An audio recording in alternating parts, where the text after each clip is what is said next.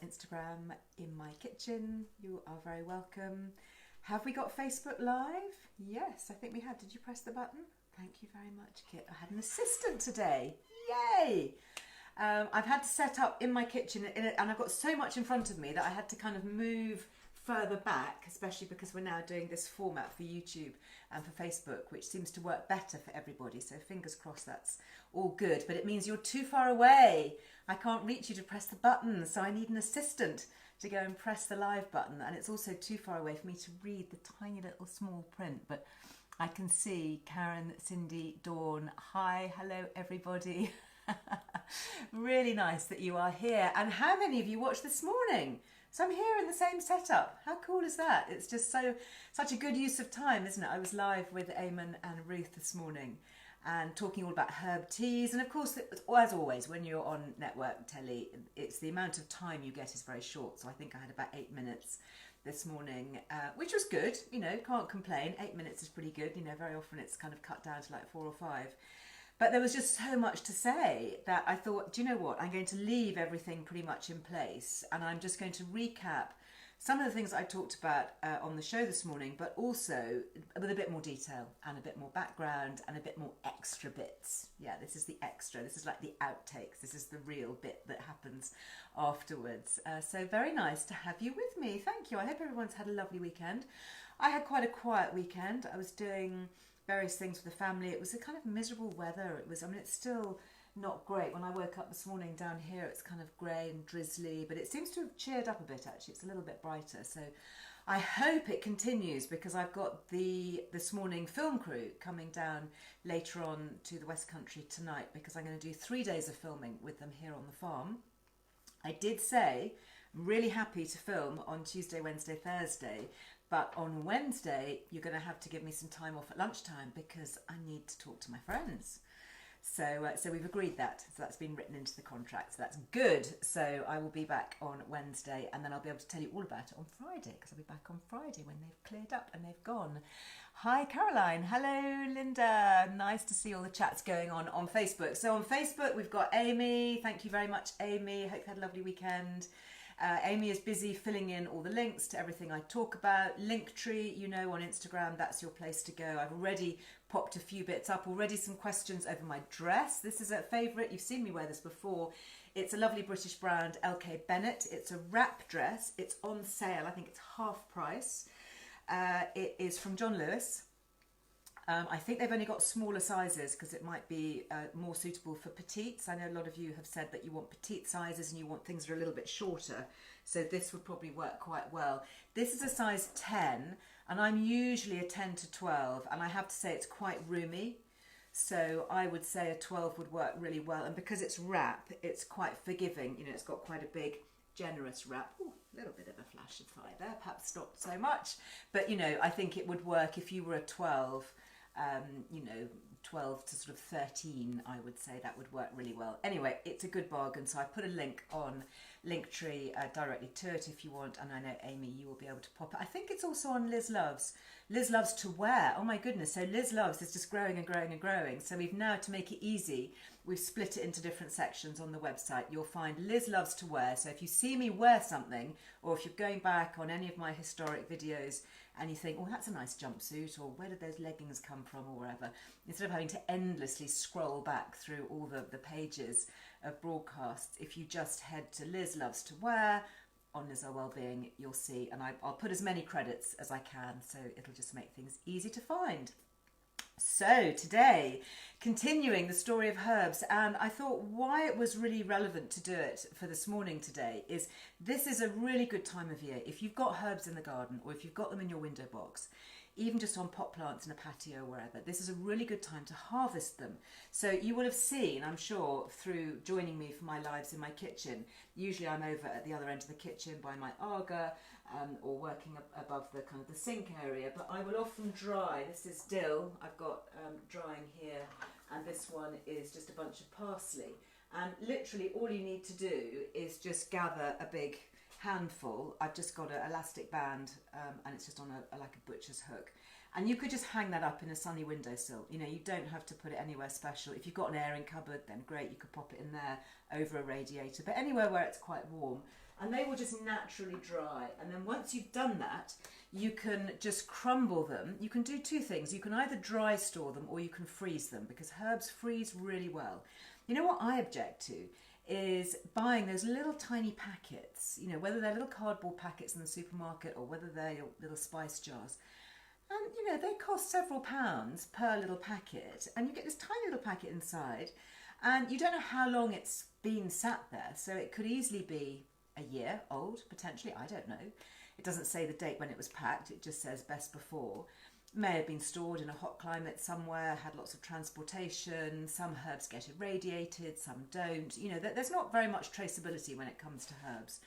So I find that if you can grow and dry or freeze your own, you don't have to even grow them. You know, even if you don't have any access, not even a windowsill. I don't believe you haven't got a windowsill, but if you literally haven't got anything, then you can buy them. So these we bought from the supermarket just at the weekend. I've got rosemary here, I've got some parsley, that dries really well, and of course you can keep it going, so any bits that you don't use at the moment you can be harvesting. What else did I buy? Thyme, so I've got thyme, and I mean this literally just came from a regular supermarket down the road. And there's another one somewhere. Oh yeah, of course, basil. Basil is really good. So really easy, good time of year. I've got so much thyme in the garden at the moment, and thyme I think is going to be a herb that comes into its own as we move into winter. If you look at a lot of the chest remedies, there's a brand, I think it's called Bronco Stop, and they have pastils and syrups and all sorts of things. They've been going for a long, long time. Their main active ingredient is thyme. So it's something that has got a therapeutic value, and you can use it in tea. So the tea that I made this morning for Eamon and Ruth was a morning energizer, and this is something that has a real zing to it, so it just gets you going in the morning. So I'm going to use a little bit of rosemary, fresh rosemary, a little bit of fresh thyme. Now bear in mind that when you dry herbs, they increase in concentration in terms of flavour, so that's why a small pinch of dried herbs goes a long way. And I make my mixtures, so after I've dried mine, I'll come back to that in a sec, let me just finish off the tea. So I put in here rosemary and thyme in my teapot. Isn't that pretty? This is a Denby teapot, another great British brand.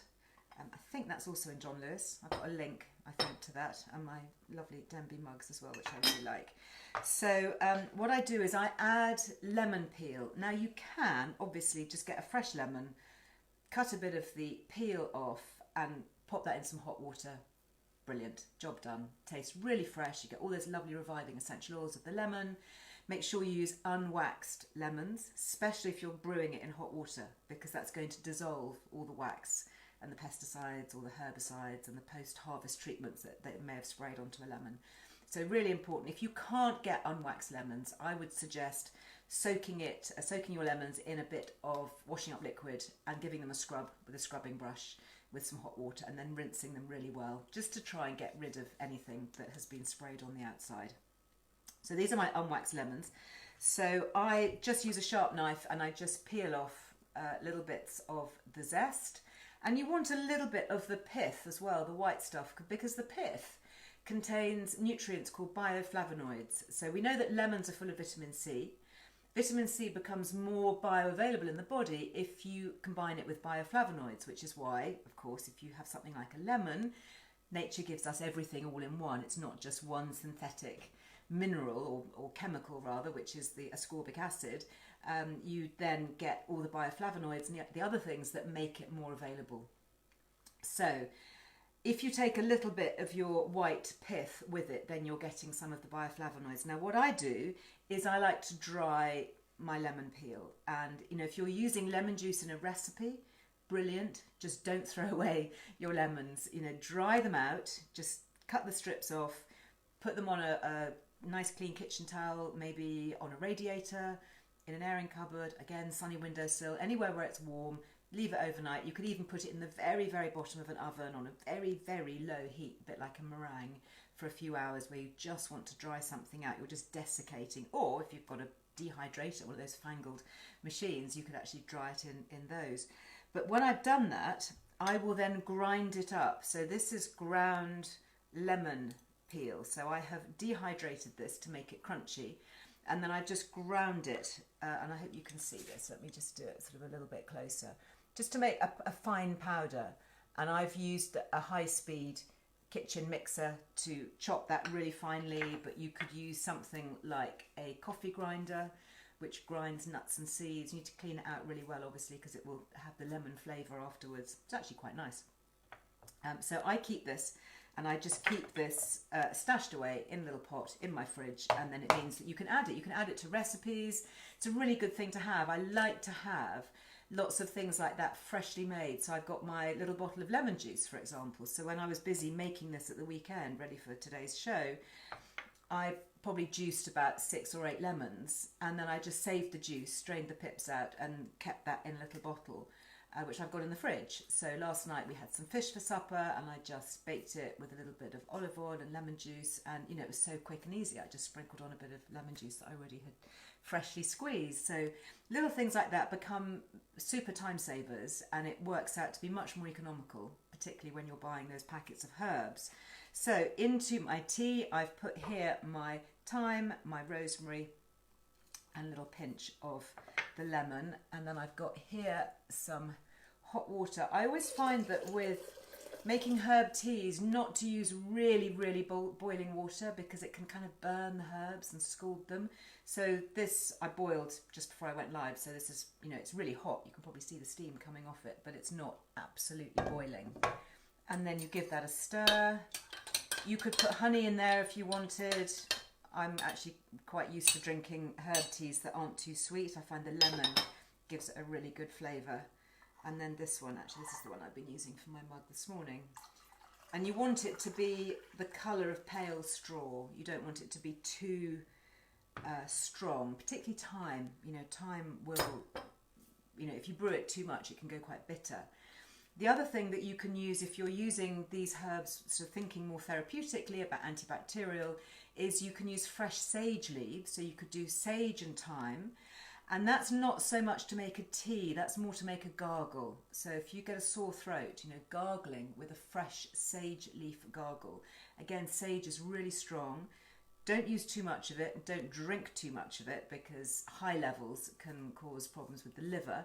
So don't forget that although these are completely natural, you know, they are herbs, and some of them can be toxic if you take too much.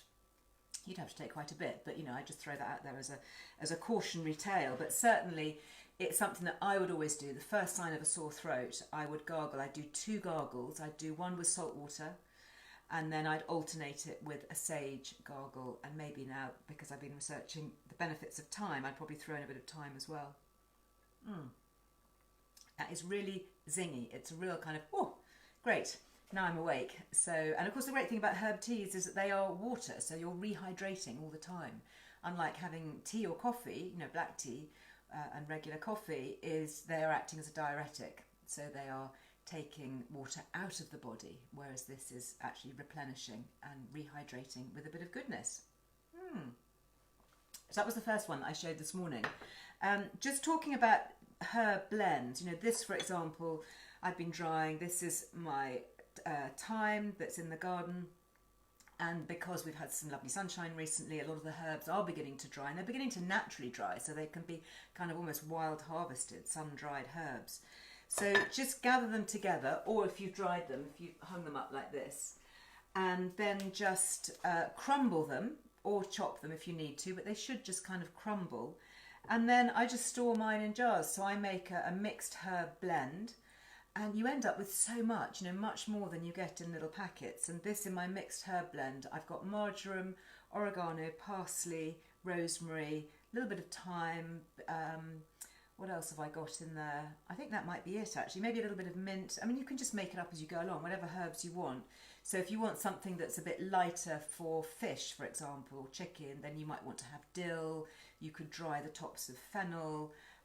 You don't have to grow your own fennel. You can buy it from greengrocers that still has the feathery tops, you know, and rather than just chop them and discard them, you know, dry them. And you could add in a few seeds if you wanted. You could throw in some fennel seeds or some coriander seeds or whatever, and just have your own blends already there. This one I use quite a lot of. It's mint, it's dried mint. So I've got my mint. I'm never very successful with mint. I think the soil here down in the West Country is quite heavy clay, and herbs like bad soil. They like really rough soil. They like lots of drainage. And so I think my mint kind of struggles a bit. So I do keep it going. The smell is amazing. Oh, so good. And it makes a very good digestive. You may have heard me teasing Eamon this morning about it being very useful for those with wind. But yes, it's a very good stomach settler. So very good for bloating, indigestion, that kind of thing. Drink mint tea, fresh mint tea. And that's something I got into the habit of doing actually in Kenya, where they grow a lot of mint. And you would just pick a few sprigs of mint and brew it up with some hot water at the end of any meal, and it's so refreshing, and actually you get into the habit of it and you really start to crave it much more than a cup of coffee at the end of a meal. If you've got leftover mint leaves, just dry them, pop them in a jar, and again you can use dried mint in your tea. You don't even have to use a teapot. You know, you can buy these little strainers. I found this one on Amazon, little like was it Pac-Man? Do you remember Pac-Man? Meat like that. What you do is you just put your herbs or your mint leaves or whatever in one end and clamp it shut, and then you just pop that in your tea, in your hot water, and brew it. Lots of other different versions of that, but they're quite fun to use.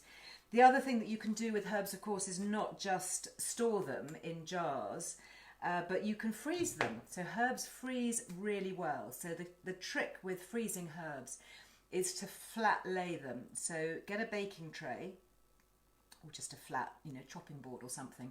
Lay your herbs on that so they're loose. Pop that in the freezer drawer or the chest freezer or whatever. And then when they're frozen, just scoop them into a bag, and then you'll end up with a bag of fresh, chopped, loose leaves. If you shove them all into a freezer bag at the same time, they'll clump together and they'll be quite hard to use. So you want them to be free flow. So you want to then take them out and then tip them into a bag and then just label that, or you can, pop them into a little box like that that's labelled, and they will keep for at least a year. They will discolour, so they do tend to go sort of brownish in colour, but if you're adding them to soups and sauces and pasta dishes, that kind of thing, doesn't really matter. They won't stay their bright green colour, but they will retain their flavour really well. So the next tea that I did is something that's very calming. Time for us to all take a breath. Let's just unhook our shoulders and breathe. Breathe from the tummy. Don't just do these little shallow panic breaths, but just take a deep breath. And one of the things that I really like to do is make a flower tea. So this is really pretty. This is a petal tea. You can see the colour of it. So I brewed that first thing with Eamon and Ruth. So that was, when did we come off air? About, what's the time now? Probably about an hour ago maybe. And this is hibiscus. And again, this was a Kenyan thing, but I know it also comes from the Middle East. In fact, these, I was very lucky. I went to Israel a few years ago and I bought in the market hibiscus flowers. So you can see it's got the Hebrew writing on there. And I've kept these, and they do seem to have lasted really well. They've got a sort of, almost like a fruity, they smell like red fruits, quite florally. And you don't need very many, just a few little hibiscus petals in your tea, and then I put in some rose petals. So this is my compassion rose. You've seen me talk about that before. So that's the last of the petals actually. So that normally goes into my rose petal granola, but you can also use it in teas. And this is another rose that I dried the petals of at the weekend. This is a much smaller rose, but really pretty. I mean, and look, I match my dress. Oh, I tell you, it's so carefully planned. I wish it was. But this is my lovely rose, so just look at that. Isn't that lovely? This is a rose bush that grows in my vegetable garden. And if you went with me, I did a tour of my vegetable garden on Instagram, beginning of lockdown, I think. And I don't know that it was in full flower then, but it is now. And I just love it. It was given to me by Lily, my eldest daughter, and her 6 housemates when they were at uni up in Chester. They lived in a house called Diva House, It was actually the name of the house, Diva House. It wasn't because they were all divas. So they were known as the Divas. And I went up to spend a weekend with them and took them out for dinner and cocktails and dancing, and we had a really, really lovely time. Anyway, as a thank you, the girls sent me this lovely rose, and it arrived as this like small rose bush. But it did have a few of these beautiful, vibrant roses on, which just kind of reminded me so much of those lovely girls. Anyway, I planted it in the middle of my vegetable garden because I wanted it to be somewhere where I would often go and see it and watch it grow. And that must have been, I don't know, how old's Lily? She's nearly 30 now, so it must have been, I don't know, maybe 8-9 years ago. Anyway, I don't know if any of you divas are watching, but it now is this really beautiful, beautiful flourishing rose tree, and it just continues now to have these really lovely, lovely flowers on, and it just reminds me of you girls. And whenever I go there and I just see this flourishing, beautiful rose tree, it just makes my heart sing, because I think, oh, these are all these lovely girls who've gone off and branched off in different directions and are blooming, and hopefully Lily will be blooming with you again soon. So she is on holiday at the moment, and the antihistamine thing is going quite well. I know many of you have asked about that, so thank you. Really appreciate your hearts and your love for Lily. So it does seem to be going well. The only problem that she's had this week is that she's being bitten by mosquitoes. And what does that do when you get bitten by a mosquito? Yes, it creates a histamine reaction. So she couldn't understand why she was going backwards when she's on her antihistamine diet and she's on histamine blockers and all of this, and it was all going so well, suddenly to go on holiday and to start feeling a bit rubbish. So anyway, I'm researching lots of, as you can imagine, lots of anti-mosquito remedies. We've got quite a lot on Liz Earle Wellbeing actually on the website, which we're highlighting now because it's obviously a big problem for a lot of people. So do take a look at that if that's your issue. But yeah, hopefully she, along with all the other beautiful divas, will be flourishing. So that was my petal tea. So this, just to recap, was rose petals and hibiscus. And then you can also add in lavender. I find that the flower teas do tend to have a calming element. They're very delicate. So they just kind of make you, I don't know, appreciate the finer things maybe. They just have a delicacy to them. So I picked these down in my vegetable garden. This is probably the last of my lavender. And you can see actually these are some of the fresh ones, but also it's beginning to naturally dry. So because I just left it on the stalks, you know, if you leave it long enough, it will just naturally sun dry. And then you can just take one of those. And I don't know if any of you have made my shortbread biscuits from the Liz Earle Wellbeing magazine, the one that's just about to stop being sold. But that is so pretty. You may have seen on my Instagram stories this morning, I posted a picture from the lovely team who made them, because they've got their little shortbread biscuits, super easy to make, and then you can press them with flowers and herbs, and they look stunning, and they've used lavender on some of them. So just such a lovely thing to do, and what a pretty present to give to somebody as well.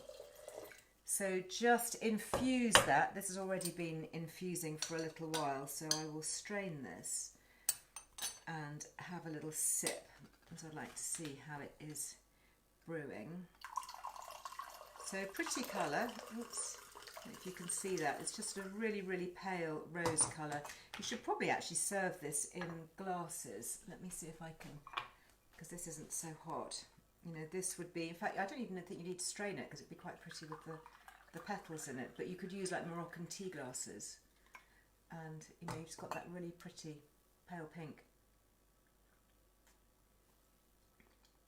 Really nice, very delicate indeed. I remember going to a tea tasting with Henrietta, who's the rare tea lady. Don't know if you remember, I did an Instagram live with her a while ago, and she gave me one of her most expensive teas, which was, I think it was Japanese. It was white almond blossom, and where they dry the petals and they just turn them into a beautiful tea, and it was very delicate, and there's something very therapeutic, isn't there? It's almost ceremonial. It's like the tea ceremony in Japan, where they brew the water and they gather the petals and then they steep it and then they serve it and then you sip it and enjoy it. And there is something quite mindful about that whole process. And then of course it's good for you as well. So all I would say is make sure that you're using homegrown petals, unless you know where they're coming from and you know they're food grade. because the problem with so many of our, particularly our imported flowers, is that they're sprayed. And when you infuse something in hot water, it's a bit like the wax on the lemons, you know, you're going to be infusing that in your drink, and you don't really want to be drinking a glass full of pesticides. So, you know, just take care where you get things from. Delicious. The other flower, of course, that's very calming and quite common is chamomile. So this is some of my chamomile from the garden. I need to go and pick this actually before it goes over, otherwise it'll just spoil and it'll have gone. It grows like a weed, and of course you can buy it. This is my chamomile here. So this is what this looks like. If you haven't seen it, it's super easy to find online. You just get these lovely sort of bright yellow chamomile flower heads. The smell is amazing, and you don't need much. So if you are going to make chamomile tea, I would seriously suggest that you go online and you buy sachets of packs, because it's just so much better value, it's so much more economical, and they reseal. You can even freeze them if you're going away, you're not using them for a while. And then, of course, you don't have all the packaging, you don't have any issues potentially with plastics in tea bags if you're buying herb tea bags. Do read my article on that about plastics in tea bags, which is, quite an interesting read. All of this you'll find on lizearlewellbeing.com. We've got all the resources, we've got how to make your own herb teas. I put up links to some of these things. So I like to buy organic, wild harvested herbs, again, because you're brewing them and drinking them. So I think it's even more important to make sure that the provenance is good. So they are very calming. Then the digestive tea that I made was super simple. It was literally just a little bit of fresh mint. So just pick your fresh mint leaves, pop them in a mug. You don't even have to brew them up in a glass. If you want, you can add a little bit of lemon, just a little bit of lemon peel, add in some hot water, and, you know, job done. And you've made something which is a really good after dinner tea. And the other thing that I like, and I'll often do this if I'm going out for supper and I've, you know, maybe had a glass of wine too much, I will then switch to drinking mint tea at the end of supper, because I know that I'm getting my rehydration level back. So I'm basically flushing everything through with plenty of water rather than sitting, and even drinking decaf coffee, you know, is going to be again another diuretic. Whereas if you have, you know, had a glass or two of wine and you don't want to feel it the next day, switching to drinking herb teas is another way that I use, certainly for my own rehydration. But not that I would ever have a glass too many, obviously, ever.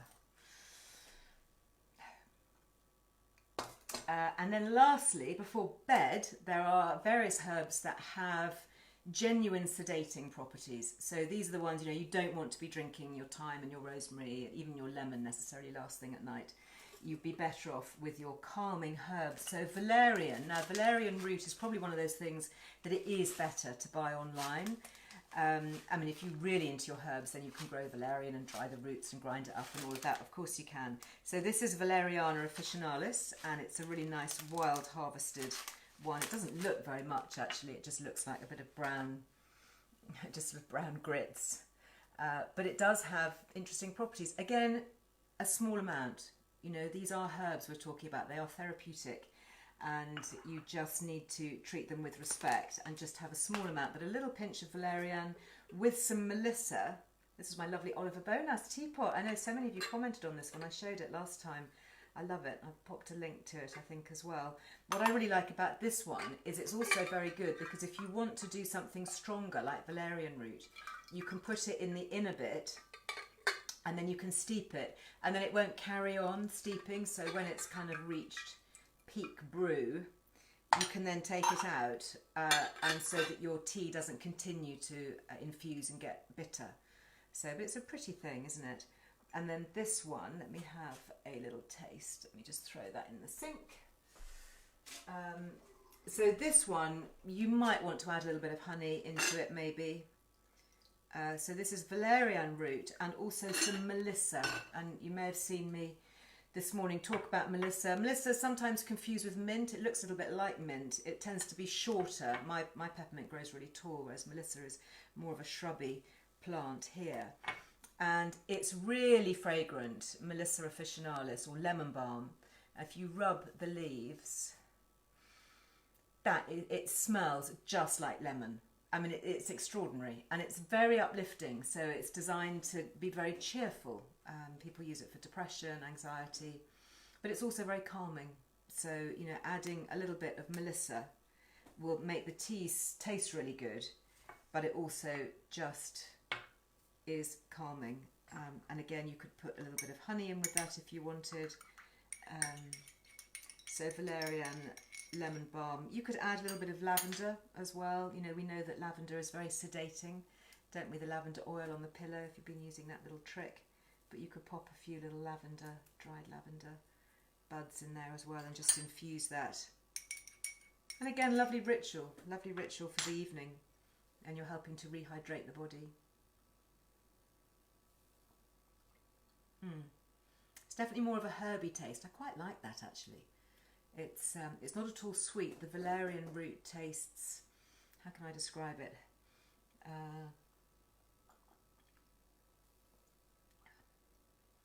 It's sort of got a root vegetable taste, if that makes sense. So it tastes maybe a little bit like kind of a baked potato. If I was imagining, I'm trying to describe what that would be like. It's certainly not unpleasant at all. I haven't sweetened that, and I'd be completely happy to drink that. But it's not a sweet tea. It's kind of you can imagine it being quite grounding, you know, quite calming. Better not drink too much, actually. I'll fall asleep. Oh, lovely. Gosh, my kitchen is just looking and smelling so good. Anyway, more information on how to make teas and all of that you'll find on lizearlewellbeing.com. So thank you very much, Amy, for finding those features. Also, actually, lots of herbs that I mention in my yearbook too. I know these have been flying out. I've got these down here at the farm, which I'm signing at the moment. So this, particularly in the autumn section, you know, think about we're moving into autumn, aren't we? So this is really talking about the different herbs. Oh, this was a lovely feature. This was all about how to dry hydrangeas and what to do with them. Love hydrangeas, don't you? Just gorgeous, especially I love the dark pink ones. How to paint pumpkins. We'll be doing that later on, won't we? And where is my thing? Yeah, so as you know, in the magazine we often do kind of herbal features. So we have the botanical herbal illustrations, and then what to do with the herbs and how to use them, which we just put in as little extras really alongside all the recipes and everything else. Anyway, I just mentioned that in passing. Obviously the magazine, oh, that's the current magazine. Let me just show you. If you missed it, because obviously this one is not on sale anymore. I mean, if you are super lucky, you might find the odd copy left on the shelves, but it's pretty much come off sale now because we've got the new one coming.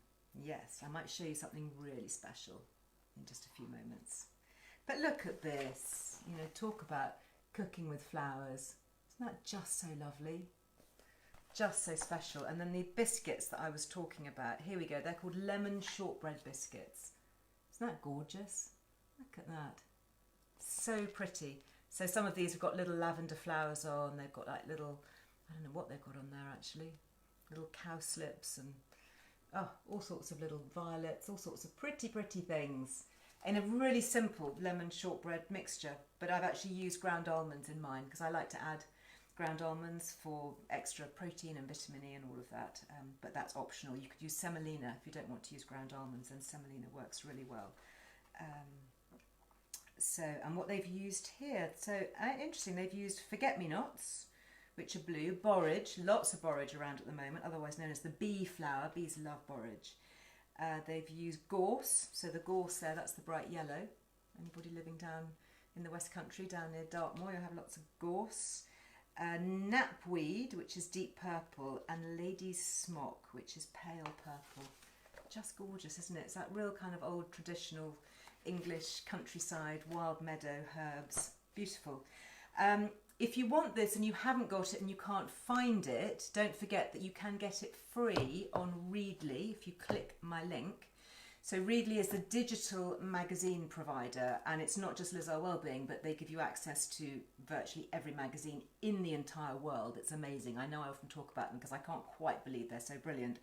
And they've given us a free month, and normally it's $7.99 a month, and you get Liz Earle Wellbeing and the back issues as well. So if you missed this one, you'll find that on there. And as well as lots of other magazines, I mean literally tens of thousands of them. So $7.99 a month to have access to all of that. But for us, if you click the link, you can sign up for a month and then not continue. So you basically had a month free for nothing. So, you know, I just say, why not? Go for it, try it, because you may love it. I certainly do. But if you don't love it and want to cancel it, then it hasn't actually cost you anything. But that is probably your best way of getting those lovely recipes.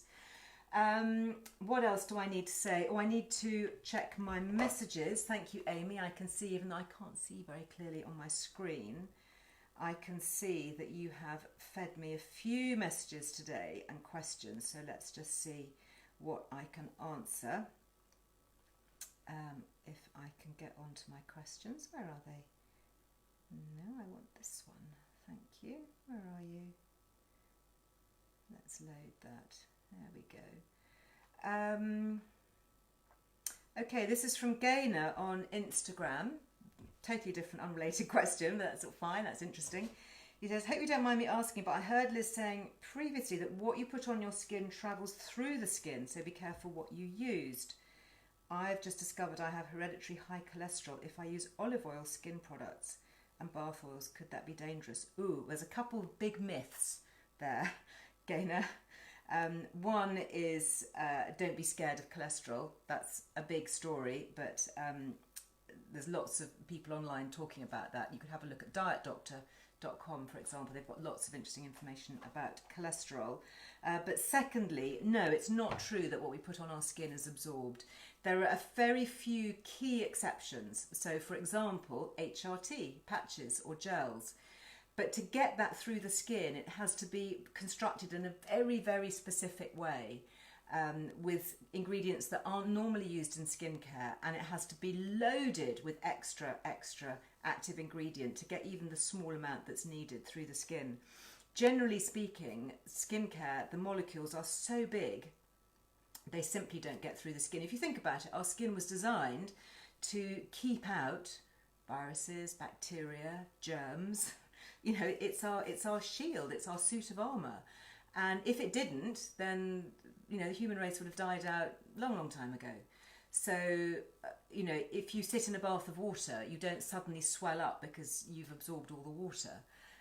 You know, your outer epidermal layer may very slightly absorb a little bit of the water, but it certainly doesn't go any further than that. So it's a big misconception that what we put on our skin travels through, and I've written about it at length. So if you've got any of my books, like my book Skin, for example, which I wrote about 5-6 years ago, but all historically, all the books I've written about transdermal absorption will all explain that. So that's the long answer, Gaynor. So the short answer is no, don't worry.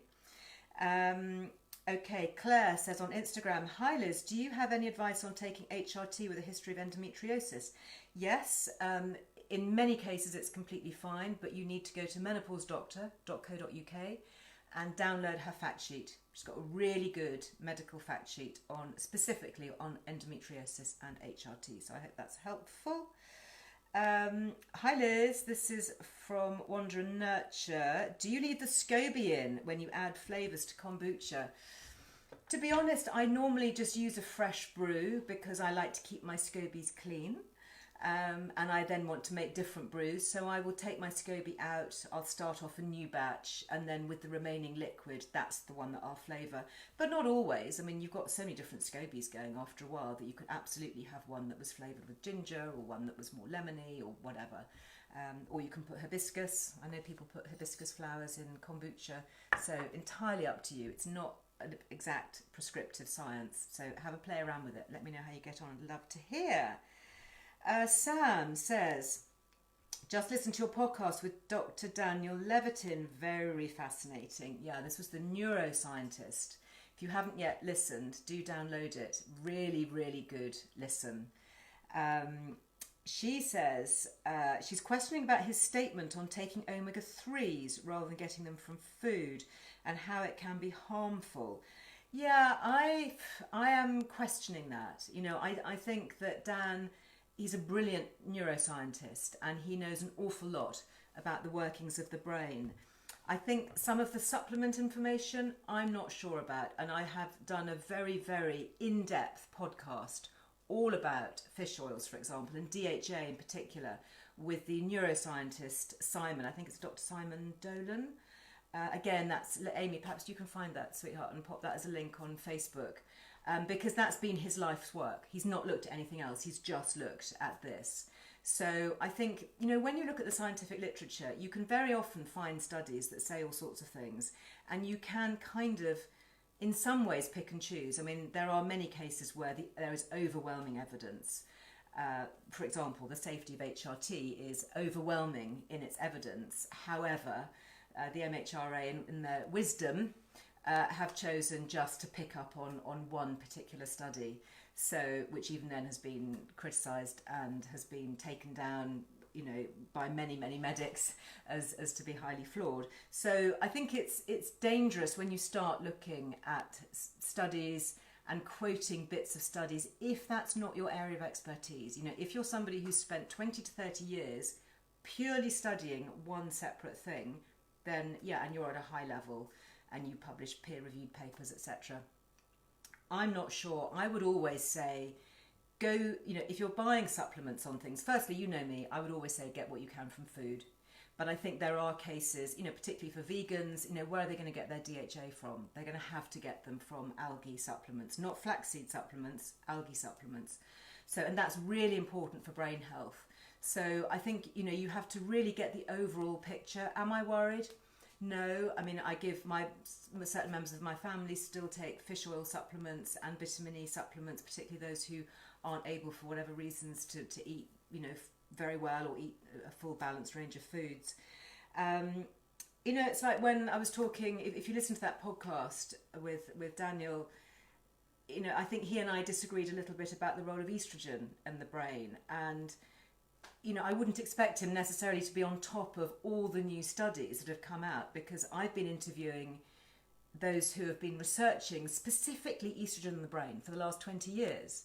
Now, you know, he's been researching memory and cognitive function and music and sound and different aspects, and I would totally, you know, bow to his opinion for all of that. But when you start adding in other specializations, you know, maybe not all scientists always agree. That's the other thing, you know, and not all medics always agree either. So I think what I try and do as a researcher and as a writer and as an editor is try and get to the specific experts in particular areas, try and untangle a lot of what they're saying from the academic jargon that I simply don't understand, and say, no, I'm sorry, I'm not a scientist. You're going to have to talk to me in really clear, simple language so that I can then write about it or talk about it, and then just relay that information on. And that's absolutely what we try and do here at Liz Earle Wellbeing, whether it's online or in books or in the magazine or whatever. So sorry, that's a long answer, but I hope that's helpful, Sam. Abigail says, I noticed you put the lid on your kombucha. I've just tied a muslin cloth over the top. And I'm worried I've done it wrong. Do I need to pour it out and start again? No, don't panic. That lid actually is a porous lid on my jar. It's a special kombucha jar. I think I might have put a link to where I found them.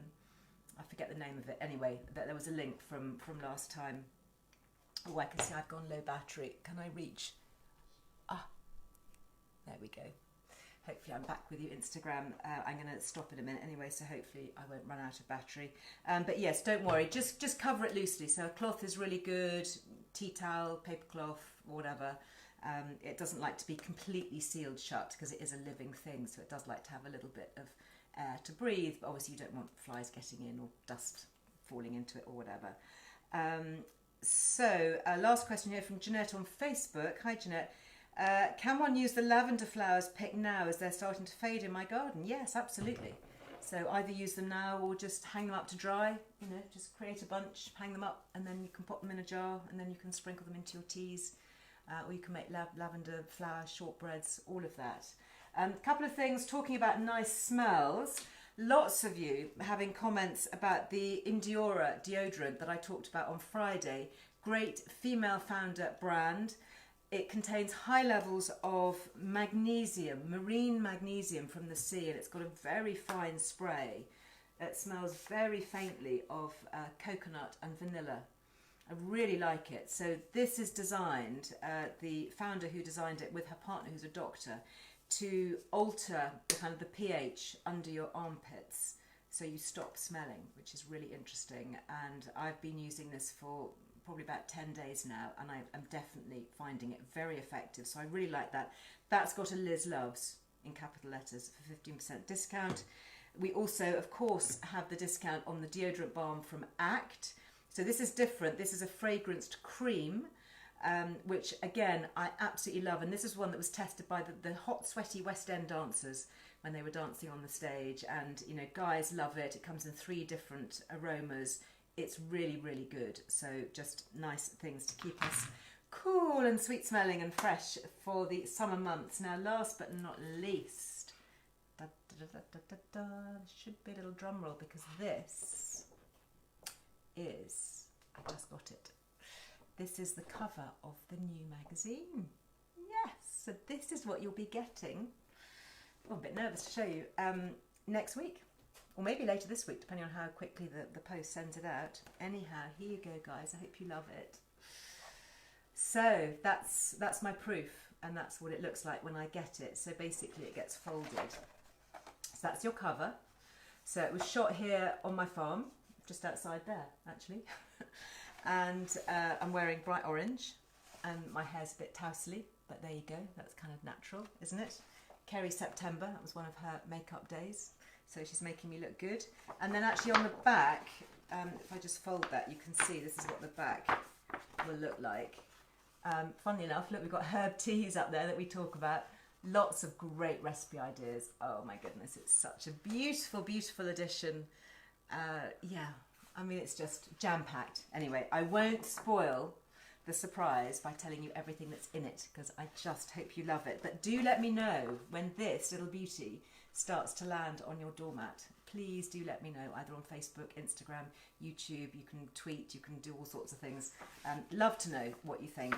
And it's a really good read. I've got some really good long reads there. You know, sometimes it's nice just to sit down, isn't it, with a really delicious cup of tea and just curl up, get off the screens, get some proper paper, nice quality paper. You know, the paper that we use for the magazines is book quality paper. It's not flimsy stuff. That's why you can keep these all for such a long time. They're proper, like, cookery book quality paper with beautiful photography and well written features that you can just kind of dip into and just switch off for a bit.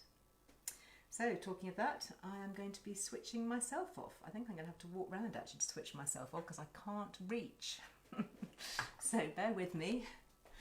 I'm going to come round here, and say goodbye. Can I see you? No, I'm going to say goodbye. And I'll see you Wednesday. Lots of love to everybody. Thanks, Rosie. Thank you. Lovely to see you. Thank you. Thanks, Larry. Bye-bye. So that's ending now, and then I'm going to say goodbye. Thanks, Marie. Thank you. Have a lovely day. Thanks, Christine. Hope to see you Wednesday. Bye-bye.